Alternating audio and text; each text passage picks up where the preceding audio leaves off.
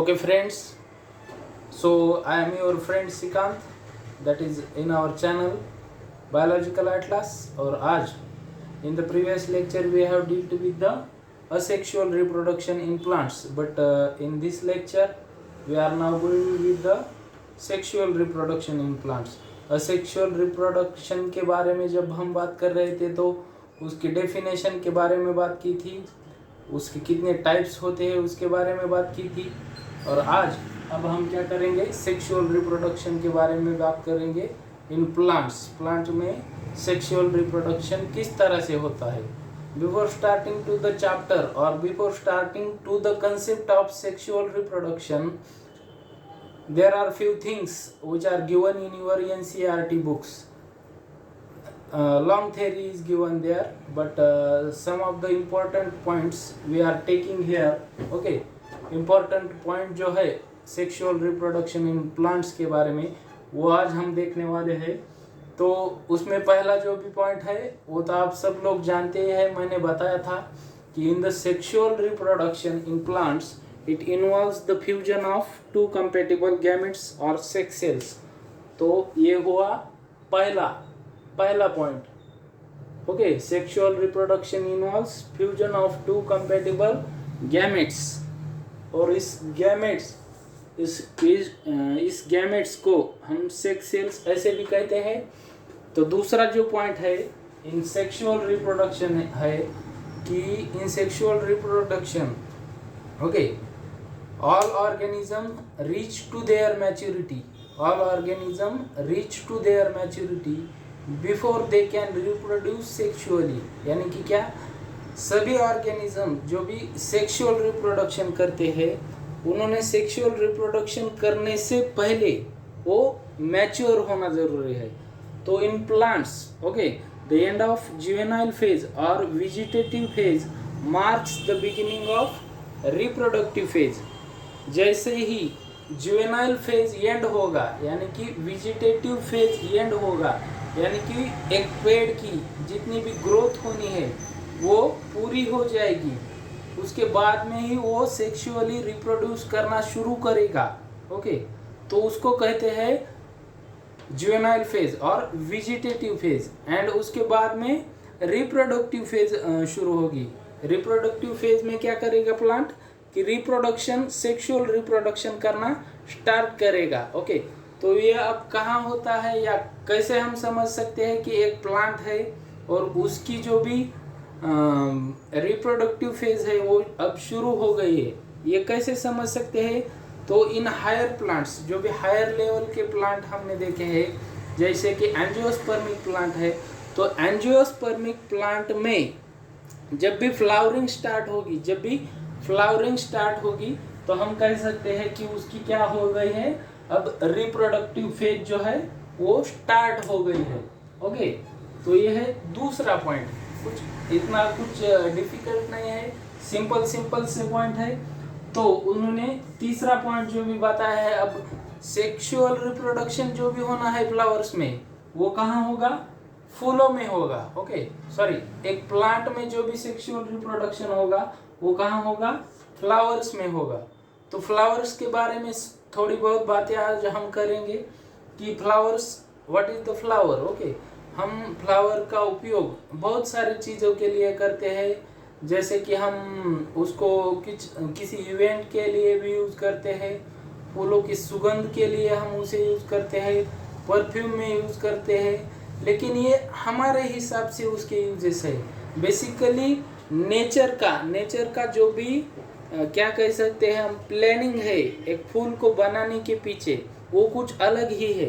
तो क्या है कि रिप्रोडक्टिव स्ट्रक्चर है, फूल क्या है, एक रिप्रोडक्टिव स्ट्रक्चर है। तो आपके एनसीईआरटी में कहा गया है कि flower is a specialised reproductive structure. Okay, flower is a specialised reproductive structure. Okay, तो फंक्शंस क्या है फ्लावर के मेन जो फंक्शन है जो भी हम करते हैं उससे अलग। ओके, फ्लावर के पहला तो फंक्शन है it is the production of gametes and दूसरा है कि फर्टिलाइजेशन इंश्योर करना। Okay, the main functions of flower include the production of gametes and fertilization. Okay, to ensure fertilization will takes place. Fertilisation होने के लिए जो भी चीजें जरूरी है वो प्रोवाइड करना, ये काम किसका है?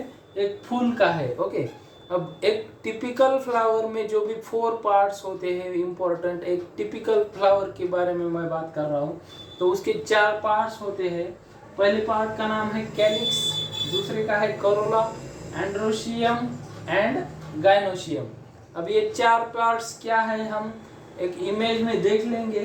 Okay, before that in the sexual reproduction it involves 2 major events. Okay, तो first event is meiosis and second event is fusion of gametes. Okay, so these are the 2 events that will take place in sexual reproduction. Before that we are going to deal with the structure of flower. Okay, so now we are going to एक minute.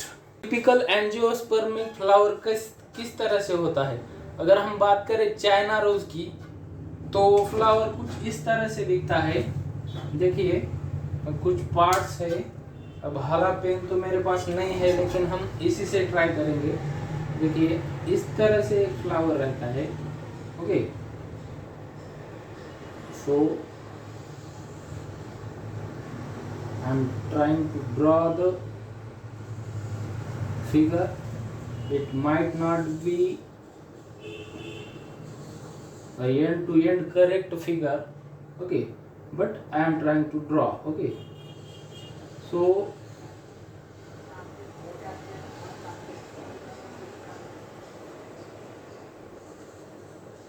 a typical angiospermic flower. Okay, अब यहाँ भी कुछ parts आएंगे ये Corolla के, ये petals के, तो हम वहाँ इसे ड्रॉ नहीं करेंगे. उसके पीछे एक कारण है कि हमें यहाँ पर सेपल्स ड्रॉप करने. ओके,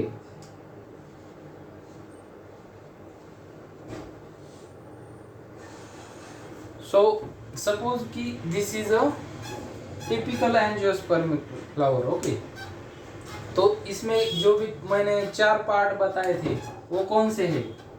ये जो भी ग्रीन कलर का पत्ते जैसा पार्ट दिखाई देता है फूल के नीचे होता है उसे कहते हैं कैलिक्स.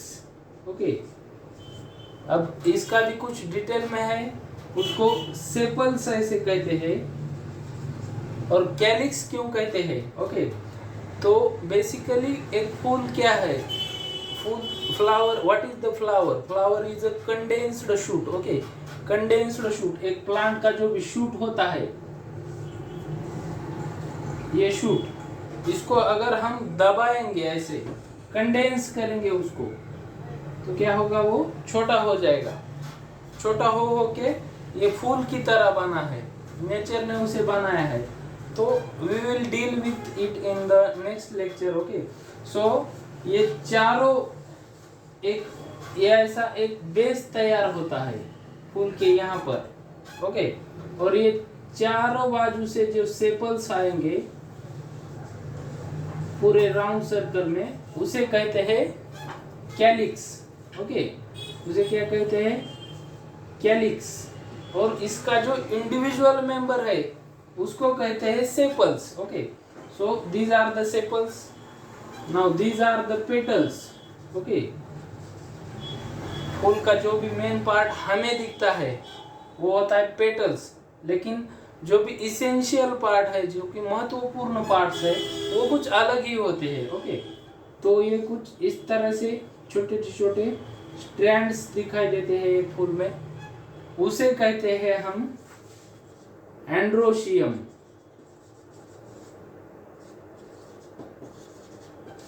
ये छोटे छोटे जो भी स्ट्रैंड्स जैसे स्ट्रक्चर दिखाई दे रहे इसे कहते हैं एंड्रोशियम. ये basically male reproductive whorl of plant है, फ्लावर है. फ्लावर का मेल रिप्रोडक्टिव हॉर्ल एंड्रोशियम को कहते हैं. ये छोटे छोटे फिलामेंट्स रहते हैं और उसमें एक और फिलामेंट रहेगा. ओके, उसमें एक और फिलामेंट रहेगा. मैं उसको ड्रॉ करने की कोशिश करता हूँ. Suppose this. Okay, and basically base में ऐसा एक जाड़ा बड़ा पार्ट होता है, उसको ओहरी कहते हैं। Okay, so this all part is gynoecium, इसे गायनोशियम कहते हैं। और ये female reproductive horn of flower है। ओके, तो हमने आज कुछ बेसिक पढ़ा है इसके बारे में, जो भी डिटेल्स है, सेक्सुअल रिप्रोडक्शन कहाँ टेक्स प्लेस होता है, कहाँ होता है, तो फूल में होता है। और फूल के बारे में बहुत सारी बातें हैं जो कि हम आगे के लेक्चर में डिटेल में करेंगे। जैसे कि ये जो कैलिक्स है, ओके, ये कैलिक्स हमें इस फूल में सेपरेट दिखाई दे रहा है, लेकिन कई फूलों में क्या होता है कि ये कैलिक्स जो होता है वो इस तरह से यूनाइट होता है, तो इसे गैमोसेपेलस कहते हैं, गैमेसेपलस कंडीशन कहते हैं। जिस फूल में ये सेपल जो है इस तरह से डिवाइड रहेगा, ओके, समझिए, इस तरह से सेपरेट रहेगा, तो उसे कहते हैं पॉलीसेपेलस। ये कुछ फ्लावर्स है जैसे कि धतूरा है। अब धतूरा के फ्लावर में हम देखने को जाएंगे तो ये जो भी पेटल्स है, ये पेटल्स इस तरह से एक राउंड में ज्वाइंट दिखाई देते हैं, तो उसे कहते हैं गैमोपेटैलस। ओके, और जिस फूल में सपोज चाइना रोज के फूल में ये पेटल्स जो है वो सेपरेट रहती है, तो उसे कहते हैं पॉलीपेटैलस। ओके, तो ये कुछ और भी बातें हैं, डिटेल में हम इसके बारे में जानेंगे आगे के लेक्चर में। मिलते हैं, थैंक यू।